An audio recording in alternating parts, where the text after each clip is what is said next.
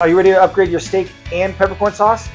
Bourbon Peppercorn Pan Sauce. Let's go.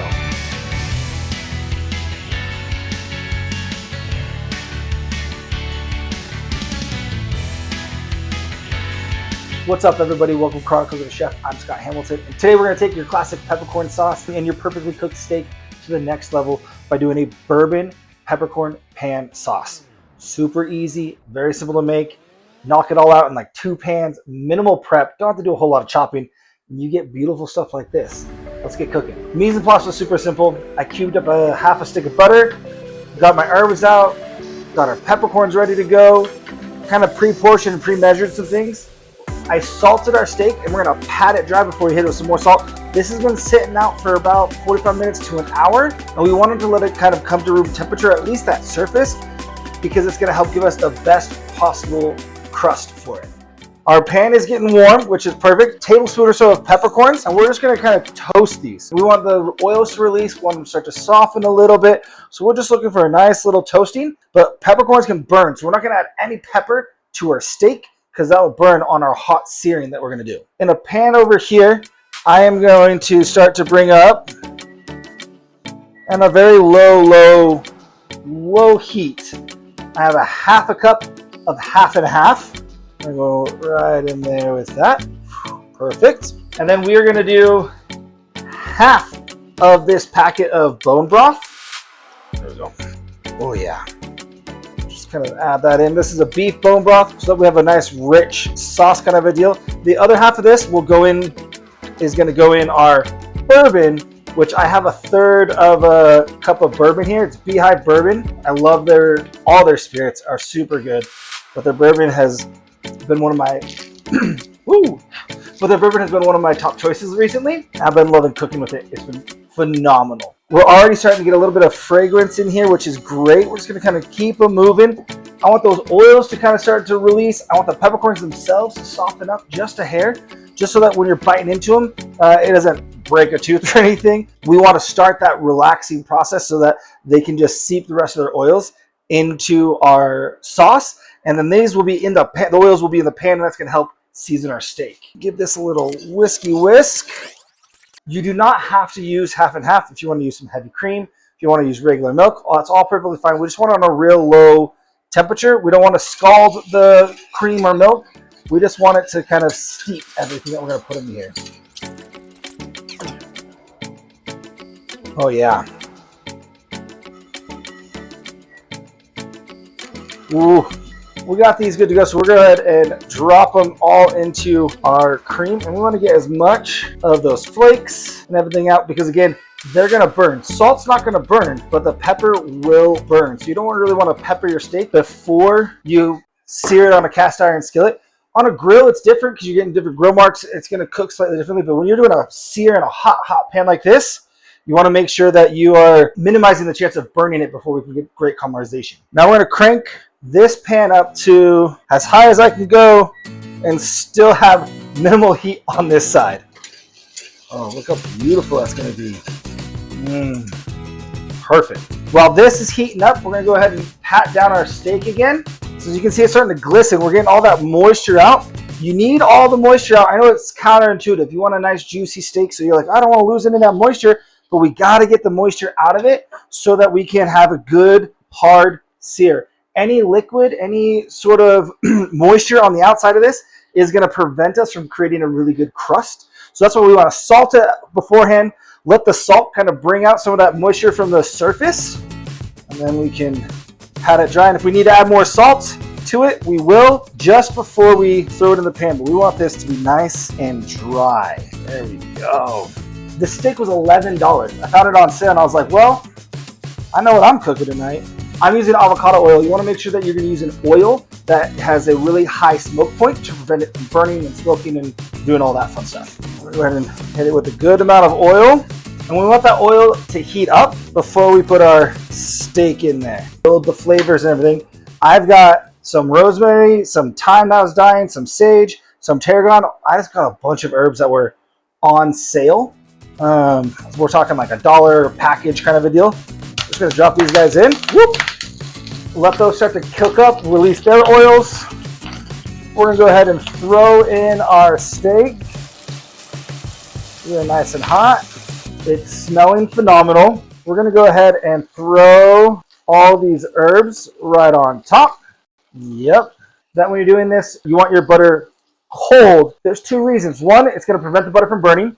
The oil also helps the butter from burning, but also the cold butter is going to help regulate the temperature of the pan. So you can keep it on that high heat, but the butter is going to kind of help bring back that temperature, because every time you have that little bit of cold butter, it's going to kind of drop that temperature again. Just like when you add any cold thing to a pan, it's going to drop the temperature of the pan for a moment. Putting the herbs on top of your steak is going to help make the butter is going to pass through, and that fat is going to pass through and it's going to pick up all those flavors, and that's going to soak into your steak. And that's how you get those beautiful flavors into the steak. We'll throw in another cube of butter here.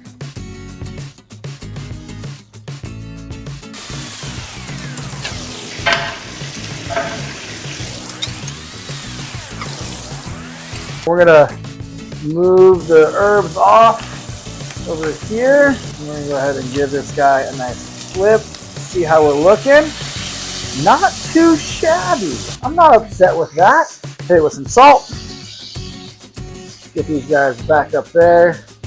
There we go. Oh yeah. Another cube or two of butter.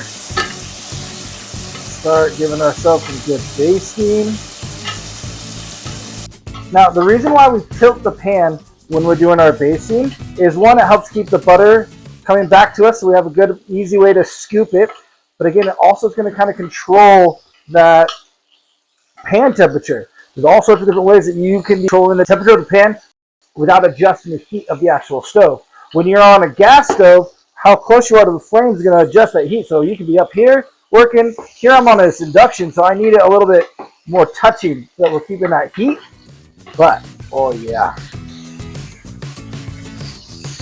We are looking beautiful. We're going to throw in our garlic because I completely forgot it. And hope we can get some of that garlic flavor in there. I can't believe I forgot that. It was sitting there staring at me. All right, we're gonna go ahead and sear off these sides. Pick it up, get it on its side. Make sure you get a good sear all the way around as best we can. That's a good looking sear too. All right, now, we're going to kill the heat on this side. We're going to turn this other side up a little bit. We're going to let this rest on this rack. I'm going to pick up all of this, guys, here. Oh, yeah. All this garlic. We're going to stack it right on top. Again, we're just wanting that flavor to drip right on through. I'm going to take all of this excess. I'm going to pour it right over the top. Just like that. Yeah. There we go. We're going to get these bigger chunks out. All that fond is A-okay. We are good with that. We are going to hold this guy, though. I'm going to pour this stuff back in. I want a little bit of extra fat in here because we're going to make a roux. Got about a tablespoon or so of flour. We're just going to sprinkle this in as needed. I don't know if we're going to need all of it, especially if you're going with like a cream. You're not going to need all of it. But the pan is officially off. And so, get all that deliciousness up and off. But that pan is still going to be nice and hot.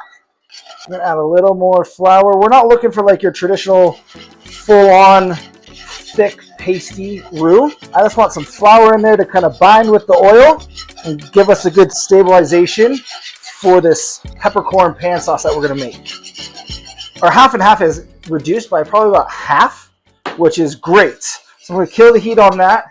We're going to turn the heat back on onto a medium-low heat. There we go. And we're going to add in our bourbon and the bone broth. And we want this to reduce by about half also. Oh yeah, it's already looking beautiful. Woo! Ooh, it's giving like caramel notes. Oh, I love it. Okay, we're going to go ahead and kill the heat because we're going to add our cream to this now. We're just going to mix this all in. Now, if you want this richer and more creamy, you can always add a little bit of butter here at the end and kind of go with a that beurre blanc kind of style. That is some intense flavors right there. We're going to give it a splash or two of some red wine vinegar just to kind of help cut through all this fat. We want a little bit of brightness in here. So we got that half and half, those rich, smoky, earthy notes in the bourbon. And then we got heat from those peppercorns. And then, of course, we got all the fatty, delicious richness in the steak.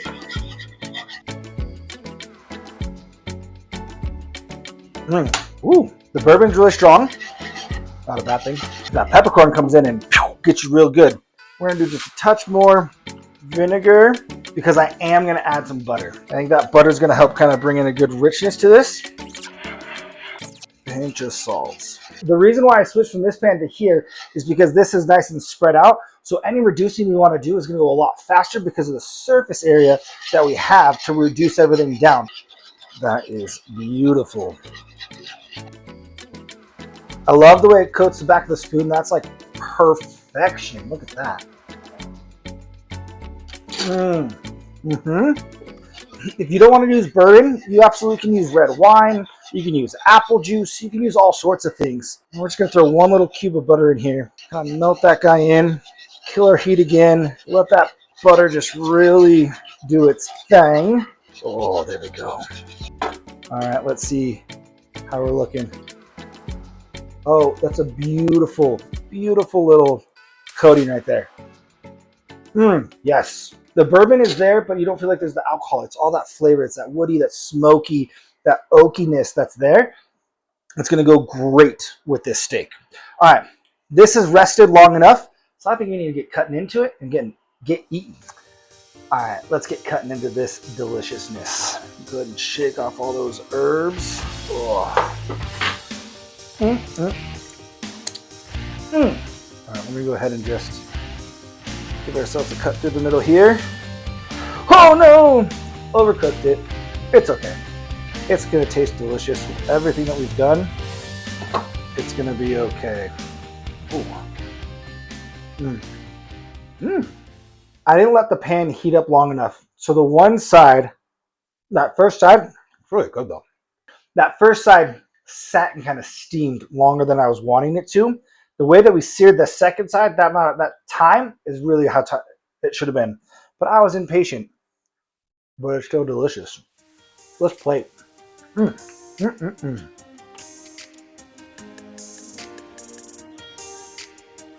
this.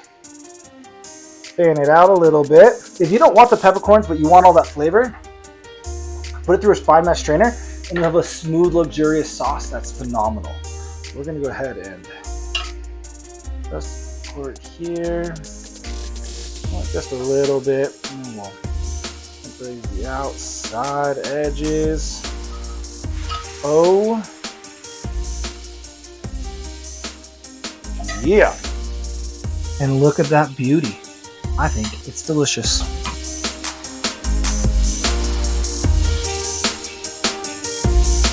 All right, I know that I was stressed that I had overcooked it, and I did. It's not medium rare. This is more like straight medium. But I mean, I would say that as it's relaxed, I should have let it rest a hair more.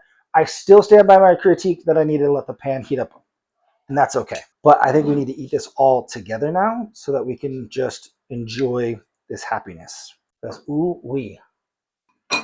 The steak is still nice and tender. It is beautifully flavored. The peppercorn sauce is rich. There's those woodsy, bourbon, earthy, but also kind of sweet and caramely notes to it that really complement the beef.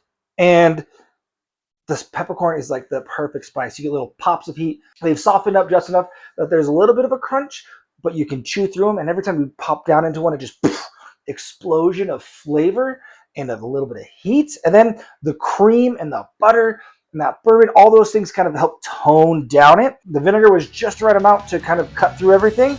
Oh man, I am not sad about this.